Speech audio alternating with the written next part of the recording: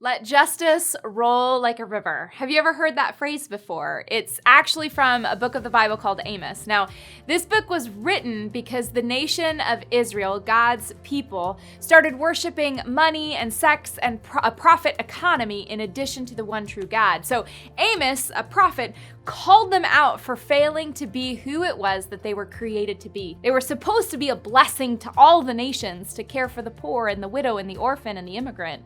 But they ignored all of that. And so Amos called Israel's worship a sham. He said, you keep coming to church and offering sacrifices and calling on the name of God, but really, your worship is meaningless because it's totally disconnected from how you treat people. Now, true worship of the one true God results in our lives changing, and therefore the places that we live begin to change, and the lives of the people that we live with begin to change too. And Amos says that when we are truly worshiping God, the results is like water rushing over a dry, cracked riverbed. It restores and it brings life. Amos says, but let justice roll on like a river, righteousness like a never-ending stream. See, true worship of God results in justice and righteousness flowing like a river into the places and into the people that we live, work, and play with. See, revival and life and transformation, they don't just happen. We actually can't force it to happen on ourselves or other people. They don't happen because we said some words or even because we believe some ideals. It happens when we have a real relationship with God that transforms every other relationship that we have. This is why so many of the lines in the song begin with the word or the phrase that is asking God to move. When you move, darkness runs for cover. When you move, no one's turned away. 'Cause where you are, fear turns into praises. And where you are, no heart's left unchanged. So come, move, let justice roll on like a river.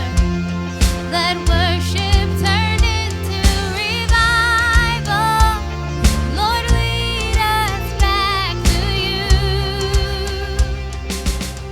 Do you remember when God first moved in the Bible? It was back in Genesis, in the first chapter, in the first 2 verses. In the beginning, God created the heavens and the earth. Now the earth was formless and empty, and darkness was over the surface of the deep, and the Spirit of God moved over the waters. Now in Hebrew, the word moved is the word rahaf.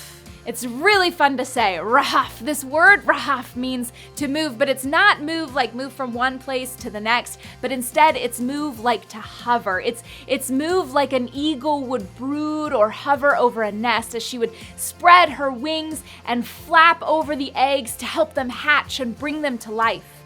So when God rahaf, it's a moving that alerts us to expect something will happen any moment now. And when you sense that God is hovering over something that is dark and empty and formless, you know that something's about to change. In Genesis, when God is rahaf, God says, let there be light, and there was light. And God says, let there be land, and there was land. He transforms what was nothing into something. And so when God moves, it's the first mark that chaos will be brought to order, that darkness will be made to light, that fear will be turned into praise, that loneliness will become belonging, that those who are displaced will be brought home. When you move, the outcast finds a family.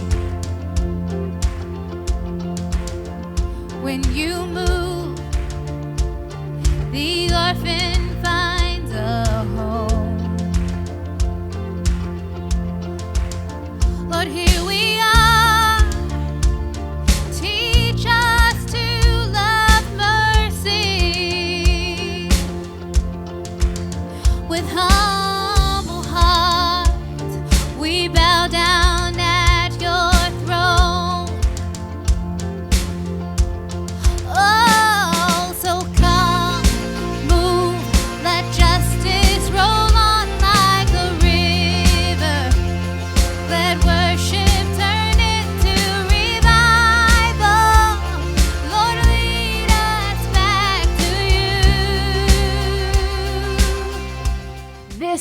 power of God moving. Because we know the chaos and we know the formlessness and we know the darkness that is in our world right now. And we need the Spirit of God to come hover over this and create something new that is good. But the number one thing that inhibits God moving among us is our own desire to set up our own kingdom and rule. When we're king, we don't think that we even need God to come. We think that we have it all handled. We think that we have it all under control. We actually think that we can move better than God can. But true worship is the willingness to lay down our own crowns and our kingdoms and cry out to God and ask Him to come, to surrender ourselves to His kingdom alone. King of all generations, let every tongue and nation surrender all to you alone.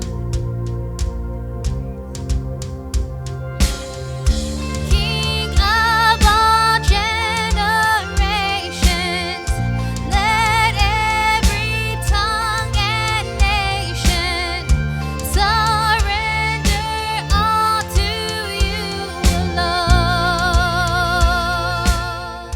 We are being called to lay down our kingdoms and surrender all to God.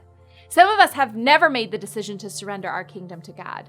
But if you want God to move, if you want the chaotic places in your life to change, if you want justice to come into your world, you've got to surrender all to God and make Him king.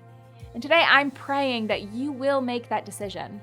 Now, some of us have already chosen to make that decision, but sometimes we find ourselves in this heightened sense of chaos and we start rebuilding our own kingdom. We start taking control rather than surrendering to the one who is already king and asking Him to move once again. And I'm praying that today you will surrender and ask God to move in your workplaces, in a relationship, in a marriage, in your kids' lives, in our culture or our country, to move wherever it is that God needs to move. You can find this song on our Spotify playlist. And this week, as you encounter places of darkness and injustice, chaos, or even anxiety, I want to invite you to sing this song as a reminder that God is moving.